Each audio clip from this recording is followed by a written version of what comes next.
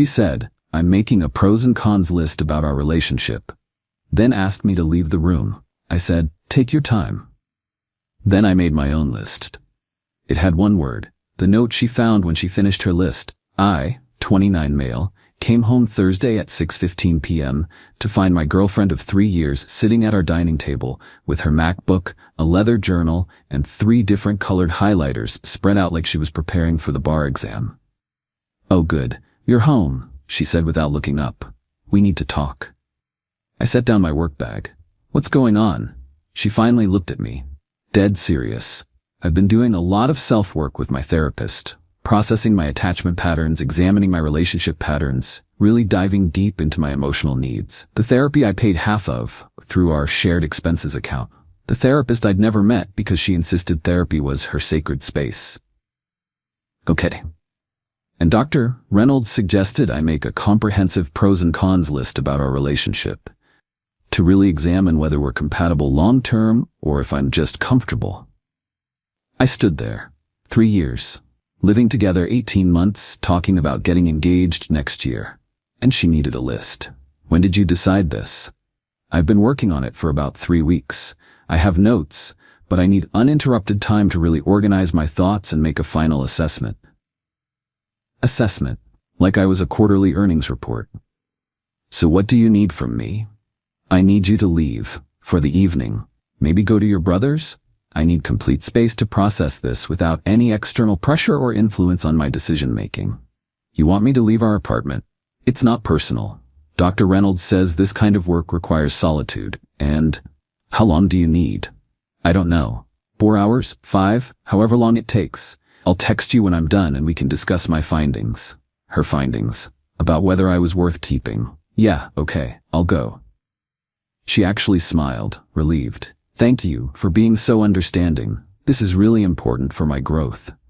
I grabbed my keys and wallet. "Take all the time you need." Drove to the coffee shop down the street. Sat in my car in the parking lot for maybe 15 minutes, just staring at the steering wheel. 3 years. And I was being sent away like a kid so the adults could talk. Then something clicked. Cold and clear. I pulled out my phone, opened notes, created a new list. Title, pros and cons of this relationship. I typed one word, done, screenshot it. That was my list. Complete. Drove back to the apartment. Let myself in quietly. She had AirPods in, totally absorbed in her laptop, didn't even hear me. Classical music playing. She'd lit her focus candle. This was a whole production.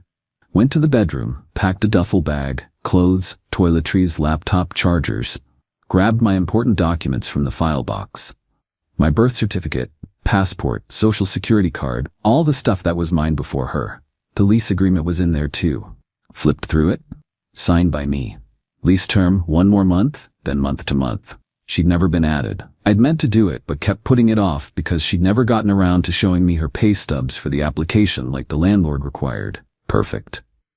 Took my screenshot of the list. Airdropped it to the laptop she was working on. Left my keys on the kitchen counter. Walked out. Got to my brother's place at 8:47 p.m. My phone started buzzing at 9:23 p.m. Her, "Where are you?" "Did you leave?" "I'm done with my list, we need to talk." Her, "This is really immature. You can't just leave because I asked for space. I'm trying to do healthy relationship work, and you're sabotaging it." Her, "Answer me." I turned off my phone and went to sleep. Update 1 Friday morning. Turned on my phone. 31 texts. Not all from her. Her best friend, "What is your problem?" She called me crying at midnight. Her best friend, "She was trying to be mature about your relationship." Her best friend, "And you just abandoned her?" Who does that? Her best friend, "She said you sent her some weird note and left. Real mature." Her best friend, "You need to go home and fix this." Didn't respond to any of them. Got ready for work. My brother made coffee. "So," he said, "what exactly happened?" I told him. The whole thing. The list, her needing space, my one-word response. He was quiet for a minute. Then, "That's cold, man." She asked me to leave my own apartment so she could grade our relationship like a term paper. Fair point. Work was fine until 11 a.m. when my desk phone rang. Not my cell, my desk line at work that almost nobody has. "Hello? What the hell is wrong with you?" Her mom. "I'm at work. Can this wait?" "No, it cannot wait." My daughter called me sobbing this morning. She said you walked out on her for trying to work on your relationship. That's one way to describe it. She was being thoughtful, trying to make an informed, mature decision about your future together. By making a pros and cons list about whether I'm good enough, while I waited in exile, she has anxiety. She needs to process things methodically. You know this. I do know this. That's why I made my own decision, methodically. By abandoning her? By concluding that someone who needs a spreadsheet to figure out if I'm worth their time isn't someone I want to be with. How dare you? I have to go. I'm at work. Hung up. My coworker 2 cubicles over was staring. Everything okay? Girlfriend drama. Ex-girlfriend drama. Damn. Sorry, man. Lunch break. My phone rang again. Her dad this time. Answered. Yes? We need to talk about how you're treating my daughter. I'm treating her like someone who asked me to leave my apartment so she could evaluate whether I'm adequate, which is to say, I'm not treating her like anything anymore. That's not what happened. She was trying to make a pros and cons list. I know, she told me. I made my own. Mine was shorter. You can't just leave her high and dry like this. She has nowhere to go. She has parents. That's not the point. That's exactly the point. The apartment's in my name. She's not on the lease. She wanted space to think. I gave her infinite space. You're being incredibly childish. I'm being incredibly clear. We're done. She can come get her stuff this weekend. She's not getting her stuff. That's her home. No, it's my apartment that she was living in. Big difference. Hung up. Got back to my desk. Email from an address I didn't recognize. Opened it. Hello, this is Dr. Reynolds, your partner's therapist. She's shared your contact information with me as an emergency measure. I understand there's been a significant rupture in your relationship, and I'd like to offer a joint session to help both of you process. Deleted it. Then blocked the email address. Her therapist was now directly contacting me? Boundaries much? That evening, got to my brother's place and found her car in the driveway. She was sitting on the front steps. We need to talk, she said, standing up. No, we don't. Yes, we do. You don't get to just end 3 years like this. You were literally about to end 3 years with a list. I just beat you to it. That's not. I wasn't going to end it. I was trying to understand it better. By evaluating me like a used car. It wasn't like that. What was on the cons list? She blinked. What? Your cons list. The reasons I'm not good enough. What were they? I never said you're not good enough. Then why did you need the list? Because I needed clarity on some concerns I've been having. What concerns? She crossed her arms. That's between me and my therapist. Right, so you get to judge me based on secret criteria, but I don't get to know what I'm failing at. Very partnership-oriented. You're twisting this. I'm clarifying this. You wanted to sit alone and list my inadequacies. I decided I don't want to be with someone who sees me as a problem to solve. Oh my God, you're being so dramatic. My brother opened the door. Hey, everything cool? We're fine, she said quickly. We're not fine, I said. She was just leaving. I'm not leaving. We haven't resolved anything. There's nothing to resolve. I'll be at the apartment Sunday from noon to 3 p.m. You can come get your stuff then. That's my apartment too. No, it's not. Lease is in my name. You're not on it. Her face went white, then red. Are you kidding me right now? Nope. Sunday, noon to 3. You can't kick me out. I'm not kicking you out. I'm letting you know when you can collect your belongings from my apartment. This is illegal. I have tenant rights. You have guest rights, which ended when you asked me to leave so you could deliberate whether I was worth keeping. She stared at me, actually looked shocked that I wasn't negotiating or apologizing or begging. I can't believe you're doing this. Believe it. Sunday. She got in her car, slammed the door hard enough that I'm pretty sure she cracked something. Peeled out, my brother handed me a beer. You really not gonna take her back? Would you want to be with someone who needed a pros and cons list to figure out if you were adequate? Hell no. There's your answer. Sunday morning, I got to the apartment at 11:30 a.m. Wanted to be there early. Walked in, all her stuff was still there. She hadn't packed anything, not one thing. Noon, nothing. 12:30 p.m., nothing. 1 p.m. Text from her best friend, she's not coming. Me, cool. Then I'm packing her stuff myself and putting it in the hallway at 3:01 p.m. Best friend, you can't do that. Me, watch me. 1:15 p.m., tea in the lock. She walked in with her best friend, her mom, and her dad. Full family intervention squad. "Hi," I said. "You're late." Her dad started immediately. "We need to discuss this situation reasonably."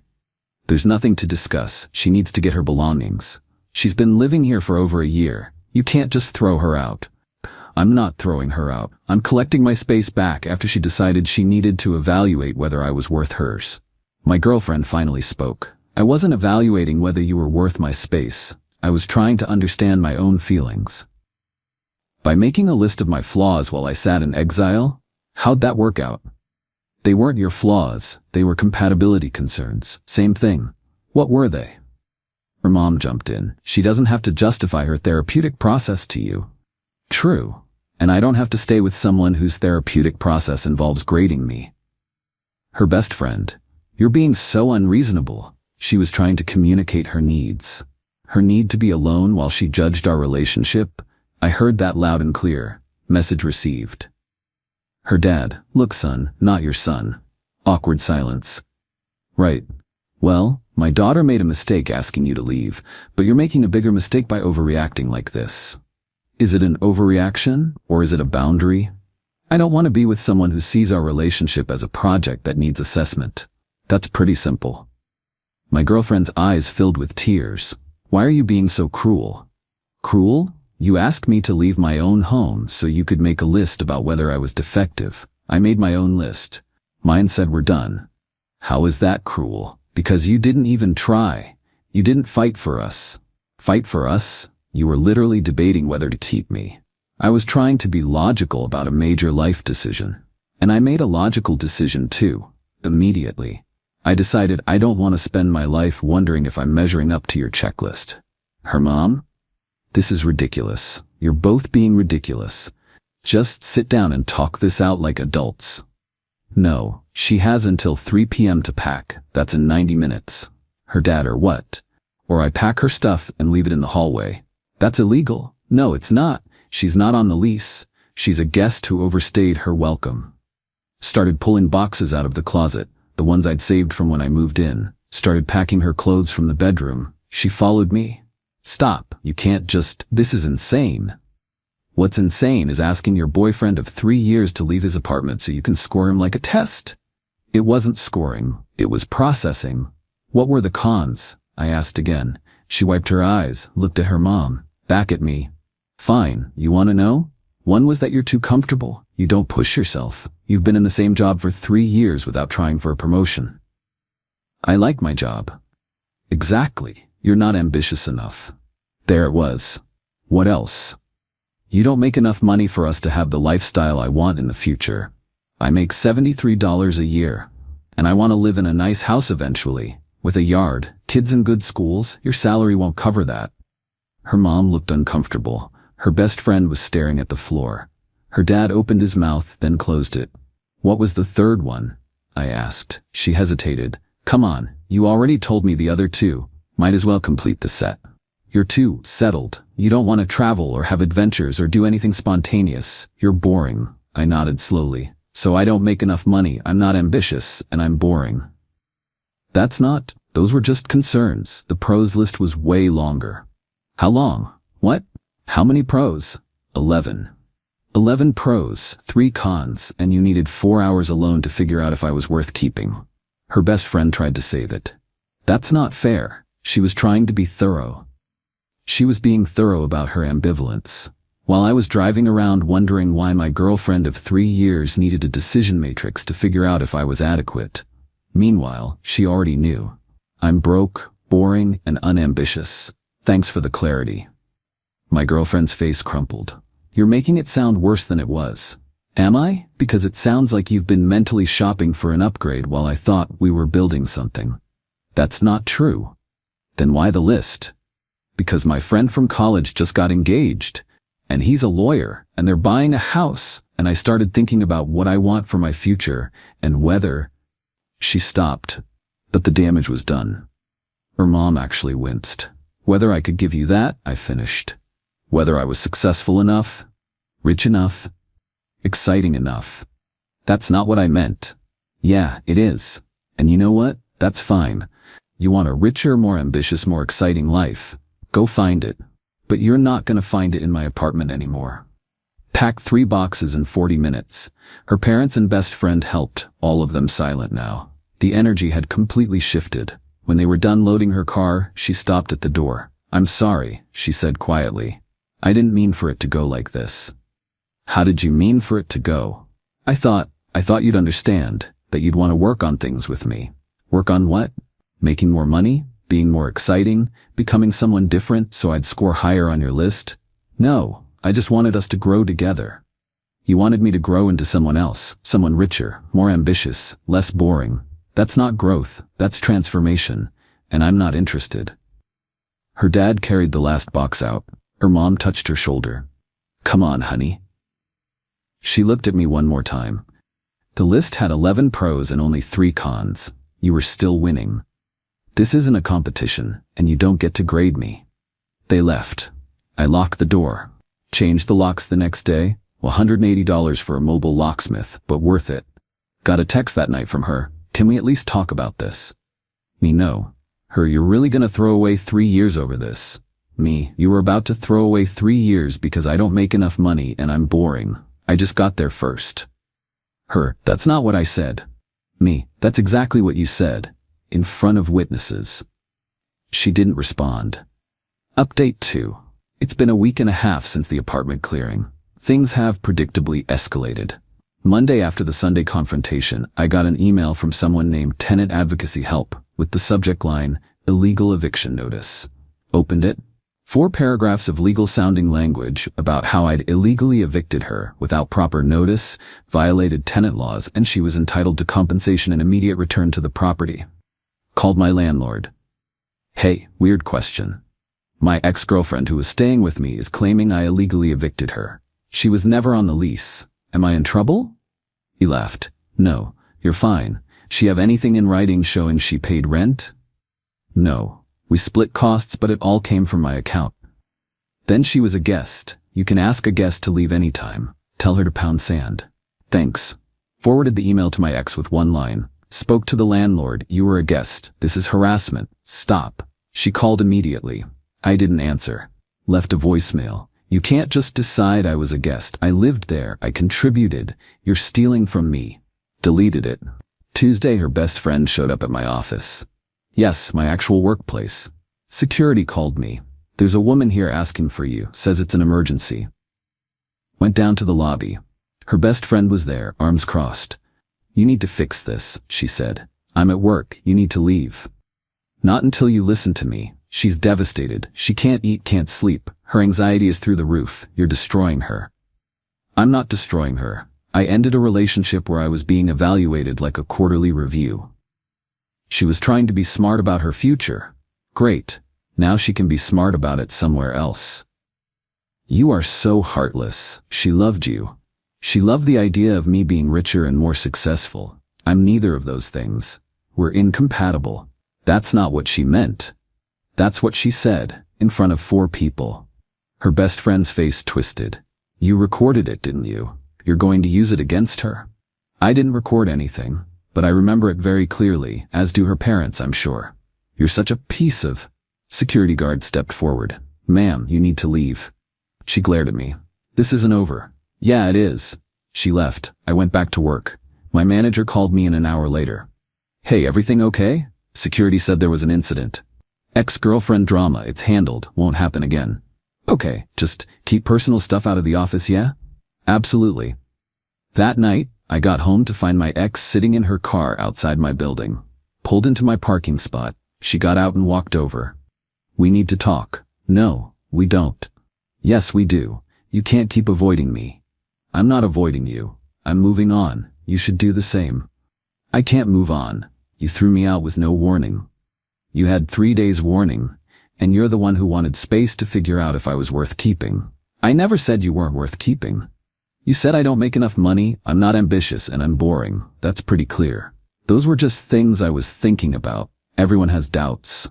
Cool. I had doubts too. Mine resolved quickly. We're done. You can't just... I don't accept this. You don't have to accept it. It's not a negotiation. I'm not leaving until we work this out. Took out my phone, started recording. What are you doing? Documenting that I've asked you to leave my property and you're refusing. That's trespassing. Her face went pale. You wouldn't. Try me. She got in her car and left. Didn't hear from her for 2 days. Then Thursday night, my phone rang at 11:30 p.m. Unknown number. Answered. Hello? You need to pay for her therapy, her mom. Excuse me? Her therapist says she's having a trauma response to what you did. Her sessions have doubled. She needs intensive treatment now. You need to pay for it. I'm not paying for anything. You traumatized her. I ended a relationship. That's not trauma. She has anxiety and depression, and none of which are my responsibility anymore. You owe her. I owe her nothing. Good night. Hung up. Blocked the number. Friday, got a letter delivered to my apartment. Certified mail from a law office. Oh boy. Opened it.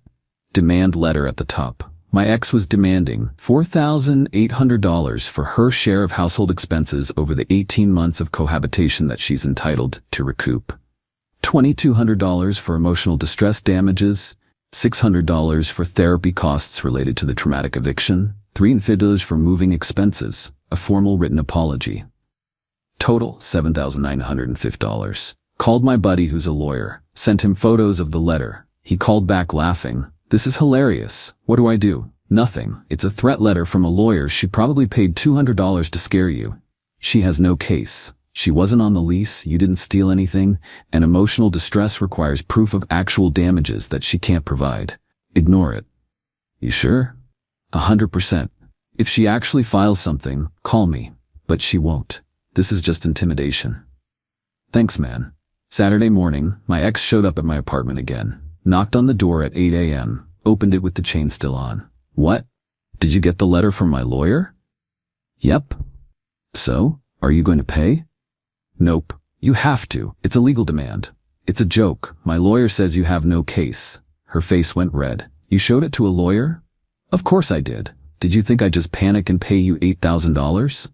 You owe me. I contributed to that apartment. You were a guest who split costs. You're not entitled to reimbursement. I'm going to sue you. Go ahead. See how that works out. You're going to regret this. I already told your lawyer to pound sand. Tell him yourself. Closed the door. Locked it. She pounded on it for another minute before leaving. Sunday, woke up to 15 texts from various numbers. Her friends, her cousins, some people I didn't even recognize. You're an abuser. You threw her out with nothing. You're going to pay for this. Karma's coming for you. Blocked all of them. Then my mom called. Hey honey, so I got a weird Facebook message. Oh no. Oh yes.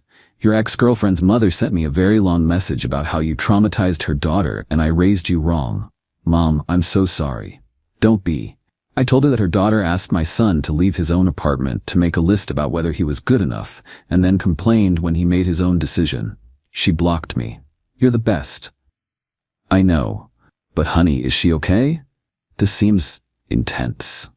She's spiraling because she thought I'd beg her to take me back. I didn't. Now she's trying to punish me into submission. That's not healthy. That's why we broke up. Good call. Final update. It's been 5 weeks since the pros and cons list incident. Final update because this needs to end. The lawyer demand letter went nowhere. As predicted, her lawyer probably told her she had no case because I never heard about it again. But the harassment continued for another 2 weeks. She created a fake Instagram account to message me. Posted vague things on her real account about narcissistic ex-boyfriends and financial abuse. Tagged mutual friends who I'm sure got the whole sob story. Lost maybe 3 or 4 people from our friend circle. People who heard her version and decided I was the villain. Fine. Not worth fighting for. But then she made a mistake. 2 weeks ago, my phone rang. Unknown number, answered without thinking. Hey. Male voice I didn't recognize. Who is this? My name's Tyler. Look, this is weird, but I'm seeing your ex. We've been dating for about 3 weeks. My brain stopped. 3 weeks? Yeah. We met on a dating app like a month ago. She told me you guys broke up 6 months ago and you were super controlling and abusive and she barely got out. 6 months? Yeah, but something felt off. She kept asking me about my salary, my job title, where I saw myself in 5 years. Real intense questions for a few dates. So I Googled her name and found some Reddit posts where she's talking about her ex-boyfriend who abandoned her. The timeline doesn't match what she told me. What's the timeline in the posts? She says you guys broke up like a month ago, but she told me 6 months. And she's saying you threw her out because she wanted to work on the relationship. Did you guys actually break up 6 months ago? No, 5 weeks ago. Dude, yeah, she's been lying to me this whole time. Apparently. What actually happened, if you don't mind me asking? I told him.